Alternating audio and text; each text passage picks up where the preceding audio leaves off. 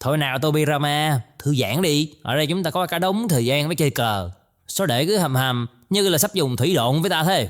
Sao mà thư giãn được khi đệ vừa nghĩ lại toàn bộ cuốn băng cuộc đời của thế giới nhẫn giả. Huynh biết đệ nhận ra điều gì không? Rằng hòa bình thất bét. Rằng đệ đã đúng. Mọi vấn đề, khổ đau, mâu thuẫn, trai gái, chiến tranh đều chỉ xoay quanh bọn Uchiha. Tới nữa rồi đó. Thì Huynh nghe xem đệ nói có sai chỗ nào không? Ở phần đầu tiên thì mọi thứ chỉ xoay quanh một thằng Uchiha Sasuke. Đối thủ nào mạnh cũng để ý tới Sasuke. Tụi con gái học viện oánh nhau sức cả búp bê cũng vì Sasuke. Đến cả thằng mang tên bộ truyện là Naruto cũng chỉ để ý Sasuke. Đùa, lúc đó tôi còn phải nhòm đi nhòm lại mấy lần coi có đang đọc lộn chuyện Sasuke không. Chứ chuyện tên Naruto mà nó lạ lắm. Ủa khoan, giờ mình bàn qua tới chiều không gian thứ tư luôn rồi hả? Sao đâu, gen anh là gen chùm hồi phục. Tôi biết có một thằng củ lờ mặt toàn đầu đỏ cũng hồi phục dữ như anh. Ai có gen này mà chẳng nói chuyện vượt không gian thứ tư được. Ê, chú đi xa quá rồi đó. Lo làm Boruto đi ông già. Mặt sát chúng tôi. Thôi quay lại nè huynh trưởng. Anh thấy không, đến cả thằng phản diện Orochimaru cũng chỉ nghĩ tới Sasuke. Quá khứ, năng lực và tâm lý của Sasuke còn được khai thác triệt để hơn cả Naruto nữa. Một cách kể chuyện thôi mà.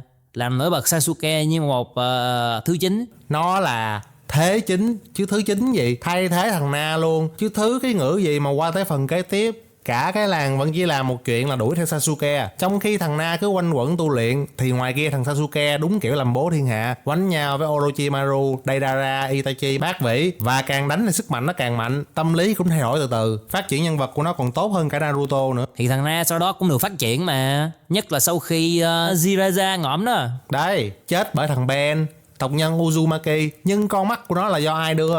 Thằng Uchiha Madara đưa. Vẫn là một bãi xiết do một thằng Uchiha bơi lên. Đừng gọi Madara là thằng Sude. Anh đùa với tôi hả? Tới giờ này mà vẫn chơi cái trò vai gãy với thằng đấy. Ta không gãy nhưng ta vẫn tôn trọng cậu ấy. Thôi qua tôi không ngửi được. Quay lại chủ đề chính đi. Huynh thấy không, thằng Na nói chuyện mỏi mồm, thông não cạn nước bọt với Ben xong, tưởng đâu tới đây là khai thác thằng cu nhiều hơn. Nhưng không, mọi thứ là tiếp tục xoay quanh một thằng Uchiha đi trả thù. Đại náo hội nghị Kage, cả cái làng lá phải trộn rộn cái quân đi kiếm nó. Spotlight chiếu về thằng Uchiha Sasuke, tới nỗi đệ tưởng nó đi đến đâu thì chỗ đó mặt trời mọc con mẹ nó luôn. Để nói thế cũng đúng. Nói tới chuyện quá khứ gia phả cũng thấy thằng Na với Sa chênh lệch nữa. Khai thác được đúc xuất xứ vào một câu chuyện nhỏ của vợ chồng đệ tứ. Nhưng thứ khiến người ta nhớ mãi về vợ chồng hai đứa này nhiều hơn vẫn là việc nhà và tiền tiết kiệm bị thằng Sarutobi nó lụm. Tự nhiên sư huynh móc qua vụ cái nhà. Thằng Sarutobi nó ăn cái nhà đệ tứ để Naruto sống như ăn mày, nhưng nó vẫn để thằng Sasuke ở trong chung cư rộng lớn khang trang để éo hiểu sao học trò ruột của đệ mà nó có thể để một thằng Uchiha sống thảnh thơi đến thế luôn á. Thôi, bọn nhỏ không có tội, đừng thằng học nữa. Sarutobi ăn cái nhà cũng hơi sai, nhưng bù lại nó làm kinh tế giỏi. Thời của nó làng có ăn còn hơn hồi em mình. Thì đệ cũng xét tới GDP làng, lạm phát các kiểu mới không nói gì đó. Chứ anh em mình nằm xuống để đời chúng nó lên, mà chúng nó éo lên thì đệ thủy độn cả lò nhà nó luôn. Mà anh thấy không, nói đến sức mạnh, thằng Naruto cũng không được khai thác bằng Uchiha.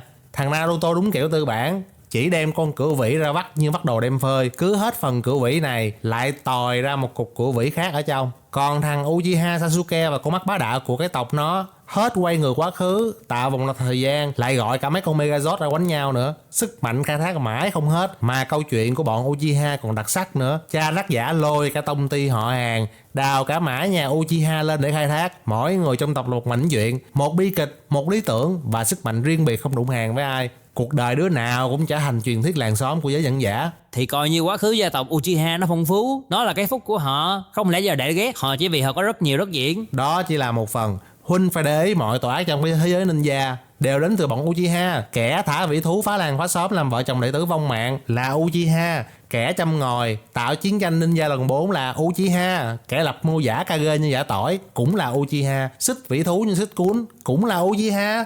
Kẻ bay lên trời la đờ mờ cái làng lờ rồi cho làng lá về thời sơ khai cũng là âm mưu giật dây của Uchiha. Ngay cả tổ chức tội phạm nguy hiểm nhất cũng Uchiha thao túng. Mấy cái đệ kể nó cũng không công bằng lắm. Cuối cùng vẫn là do Uchiha Madara làm thôi. Vậy thì phải nói tất cả là do Madara, chứ mắc gì để cứ ghét cả cái tộc Uchiha làm gì. Chứ huynh không nhớ thời của Itachi, cả cái tộc Uchiha nó đòi nổi loạn đó hả? Cũng do đệ cô lập họ, tước hết quyền hành nó mới ra đồng nổi. Phải mà họ cũng được trao những chức vụ ngang bằng với các tộc khác, được đối xử bình đẳng, thì chắc chắn họ đã không bất mãn. Nhân tiện, vụ đó cũng là một tộc nhân Uchiha là Itachi đứng ra ngăn cản mọi thứ, đứng về phía làng, quay mông về họ An với thôi. Nên ta mới nói với đệ, ở đâu cũng có người này người kia à.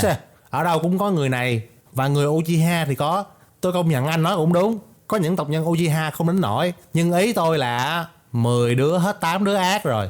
Xem thằng Sasuke trẻ trâu đi, tôi vẫn éo hiểu trời ghét tôi kiểu gì, dành cả đời để chống lại Uchiha, để rồi khi được gọi hồn bằng oái thổ chuyển sinh, thứ đầu tiên tôi được nhìn thấy là một thằng Uchiha. Thứ tôi nghe thấy đầu tiên là một âm mưu đòi phá sạch cả làng. Bảo sao tôi không cay cái lũ đấy. Thì cuối cùng nó cũng quay lại chiến đấu bảo vệ làng đó thôi. Đánh người chạy đi, ai là đánh người chạy lại. Thằng Obito cũng thế, đến cuối nó cũng đứng về phía làng lá đây. Mà chưa kể, Obito dù cả đời làm nhiều điều sai mà vẫn làm được một chuyện vĩ đại. Đó là khiến con thằng bố đời trẻ trâu như Kakashi thành một người thầy đạo đức, đạt đủ yêu cầu nhận quà 20 tháng 11. Không có Kakashi thì làm gì có Naruto cơ chứ. Cuối cùng vẫn là huynh muốn binh bọn Uchiha. Tôi nói thật, tất cả mọi vấn đề của cái thế giới ninja này sẽ dễ dàng được giải quyết. Giá mà tôi sống lâu hơn, bằng tuổi thằng Sarutobi, hẳn là thế giới sẽ êm đẹp lắm. Thôi đi, ta không có dám tưởng tượng nếu đệ còn sống sẽ sao luôn đó. Khéo cái đêm mà Itachi đồ sát cả gia tộc, hẳn là nó làm cùng với Đại chứ gì. Đại là gã háo hức rủ rê nó làm luôn á chứ. Huynh khùng vừa chứ, tôi có ghét thì cũng không đến mức toxic như thế. Tôi mà còn sống, có khi đệ tứ đã không phải vong mạng, Naruto vẫn còn bố mẹ đủ đầy, khôn lớn mạnh giỏi. Có khi chính tôi mới là người dạy nó Rasengan luôn á chứ. Nói phép thôi quá rồi đó thằng đệ. Rasengan là những thuật cấp quá cao, vượt hẳn cõi tầm hiểu biết của thời đại chúng ta. Đệ tin vào bản thân mới dám nói. Dễ gì có một nhẫn thuật khiến bọn Uchiha đau đầu vì không thể sao chép, mà đệ lại không mò ra. Nó là chuyện sớm muộn thôi. Mày nghe như cu rồi vậy. Thôi anh không cãi nữa, thì lợi ích của việc mày sống lâu hơn tới đó là hết đó chứ gì. Nhiều chứ, tôi mà còn sống thì đã kịp hoàn thiện uế thổ chuyển sinh, gọi cả quân đoàn zombie để bảo vệ làng, làm nhiệm vụ. Đội đó sẽ lo phần công việc tay chân. Chúng ta sẽ có những cánh đồng không cần con người, những nhà máy hoạt động 24/7 bởi zombie, mà không tốn một giọt mồ hôi người trong làng. Dân làng chỉ việc tập trung lo đẩy mạnh giáo dục, nghiên cứu thêm các nhẫn thuật mới, GDP tăng gấp 10 lần luôn. Thằng cha Teo Chi chủ quán ramen chắc là sẽ không vui với đoàn quân zombie đâu. Zombie làm gì biết đói, người ta có nhiều thời gian hơn thì chắc là họ ăn ở nhà hết. Lo gì, con mắt ramen gan của lão chưa lộ hết sức mạnh mà. Có khi tới đó lại làm zombie nó biết đói, thì lại tăng x10 doanh thu quán luôn á chứ. À mà vụ chuyển sinh, nó còn gọi được ta trở lại để anh em mình tha hồ hàng huyên. Ta còn có dịp để nghiêm khắc hơn với con cháu Tsunade, cấm tiệc cờ bạc, dạy nó ca nhạc, sách vở, lấy chồng. Có khi sẽ tốt hơn á. Máu đỏ đen nó ăn vào gen rồi Huynh ơi. Huynh có cấm cũng không làm gì được đâu, thôi bỏ đi. Mà còn nữa, tôi còn sống thì có khi thằng Obito đã không hoảng. Bộ ba Rin, Obito, Kakashi sẽ mạnh mẽ hơn, và có khi sẽ trở thành ba Sannin kế tiếp luôn. Kakashi yêu đời hơn, tích cực hơn, và có khi nó tự nguyện lột cái mặt nạ vứt đi luôn. Chứ tôi vẫn tò mò đằng sau cái mặt nạ đó là cái khuôn mặt nào. Công nhận để nói cũng có lý. Tôi mà còn sống thì thằng Orochimaru tới công chuyện, chẳng qua thầy nó thương tình mới rung tay không dám giết nó, chứ gặp tôi thì nó chết đuối hoảng ngay trên giường ngủ. Thằng đó mà đi đời thì đã sớm khép lại bao nhiêu bi kịch. Jiraiya vẫn ở lại làng, đào tạo thêm ninja xịn. Sarutobi vẫn sống nhăn răng, có khi còn làm cho làng lá thêm giàu. GDP 2 con số nhờ cái tài kinh tế của nó. Mà đặc biệt anh biết gì không? Tôi mà còn ở đó thì lúc bọn làng mây đòi lấy xác của cha Neji để nghiên cứu về bạch nhãn, có khi tôi đã chửi con bà cả lò bọn nó, rồi kéo quân qua xúc luôn. Ra sao thì ra, đến là đón, đụng là trụng, không có ngán bố con thằng nào hết. Mắc gì phải xuống nước với tụi nó. Có khi giờ ta đã có làng mây lá luôn rồi. À thôi, mây lá là ma lấy, không tốt cho phong thủy. Thôi cái đó không quan trọng. Tóm lại, anh biết nếu tôi còn sống thì chuyện gì sẽ xảy ra không? Chuyện gì? Make Konoha Red Again. Đủ.